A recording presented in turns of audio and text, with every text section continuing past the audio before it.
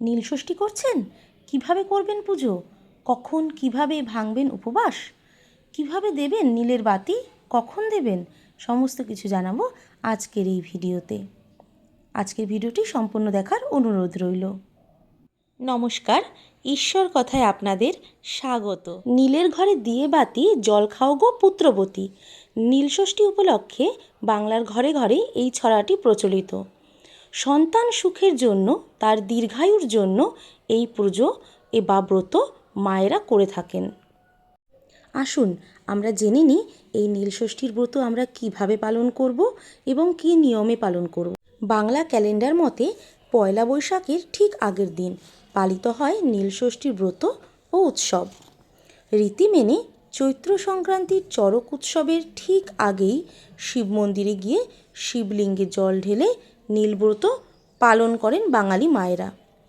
সাধারণত সন্তানের মঙ্গল ও সুস্বাস্থ্যের কামনায় এই নীলষষ্ঠীর ব্রত পালন করে থাকেন মায়েরা।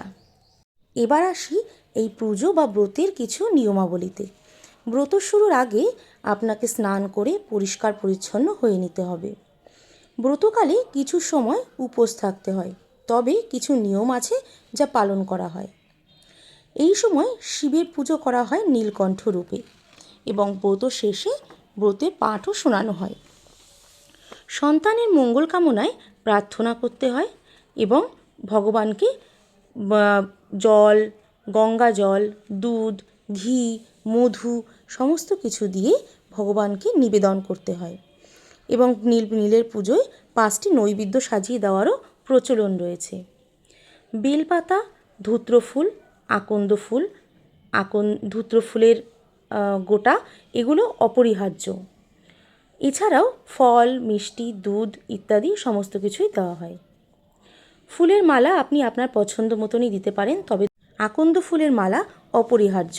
আকন্দ ফুল ভগবান শিবের ভীষণই প্রিয় একটি ফুল। এছাড়াও কলকে ফুলের মালা, কলকেও ফুল দেওয়া হয়, অনেকে কলকে ফুলও দেয়।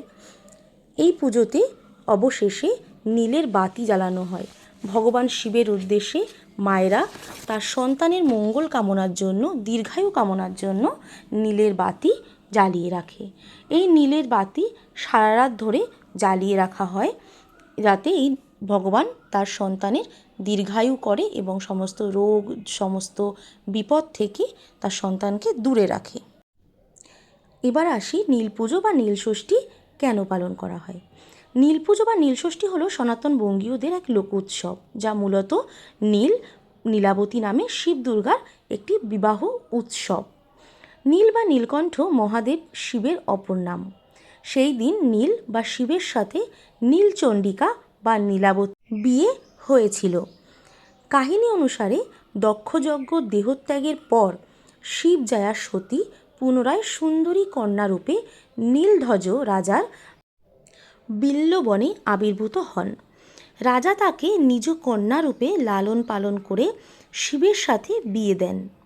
বাসর ঘরে নীলাবতী শিবকে মোহিত করেন এবং পরে মক্ষিপারূপে ধরে ফুলের সঙ্গে জলে নিক্ষিপ্ত হয়ে মৃত্যুবরণ করেন।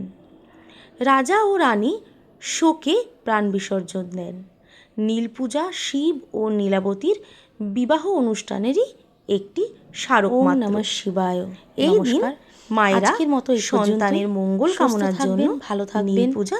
আর যদি আমার ভিডিওটা ভালো লাগে তার সন্তানের লাইক, সুস্থ থাকেন, শেয়ার ভালো থাকেন ও সাবস্ক্রাইব করতে ভুলবেন না। ওম নমঃ শিবায়।